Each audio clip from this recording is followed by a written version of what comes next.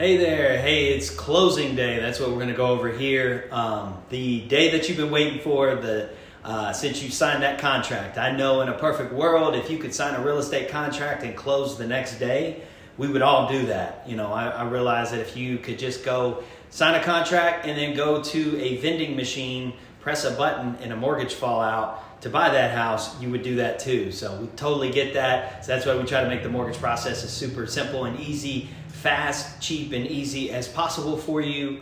So speed is key, but also getting you the best deal is key on top of that. So we want to be able to provide both of those things. But here we are, closing day. What do you need to do? That's the magic words you want to hear when you're getting a home loan is clear to close. So when you see that email and that text come from us, says, hey, we're clear to close, that brings a lot of joy and excitement to everybody in the transaction, the real estate agents, us in our office, and then you as a buyer as well, because that means that underwriting has cleared everything and we're ready to go to closing, which is what we're talking about now. So at closing, most of these closings are still in person. Now we're not doing the remote stuff with COVID, but so most of the closings are going to be done in person. There is a hybrid closing that we're doing most of these, meaning you e-sign a lot of these documents before you get to the closing table, then you only sign some legal documents at the closing table.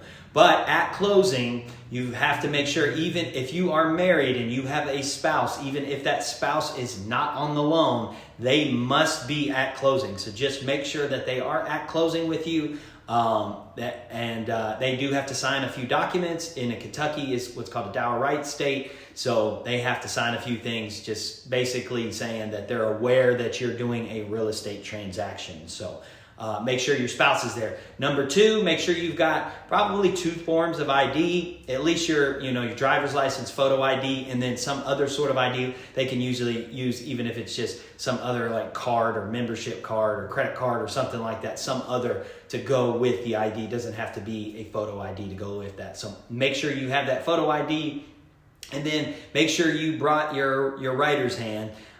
There is a decent amount of documents. If you do the hybrid closing, it minimizes the document substantially, cuts it at least in half. But if you don't do the hybrid closing and you don't e-sign that stuff before you get to the closing table, you're going to have a bunch of stuff to sign, just kind of part of it. Unfortunately, you can't use one of those stamper things. I've had people ask me that before. So just be ready to sign a bunch of stuff.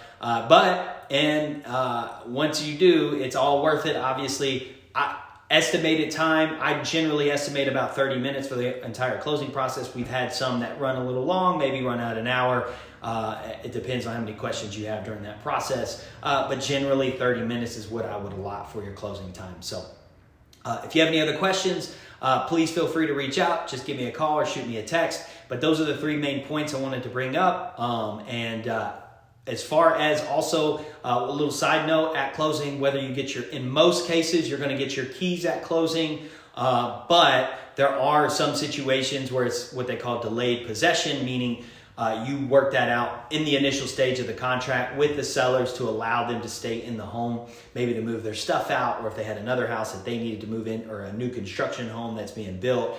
If you negotiated and allowed them to stay in the home after closing, but in most cases, you are going to get your keys at the closing table and be able to move in that day. So exciting, the most exciting part of the process, obviously.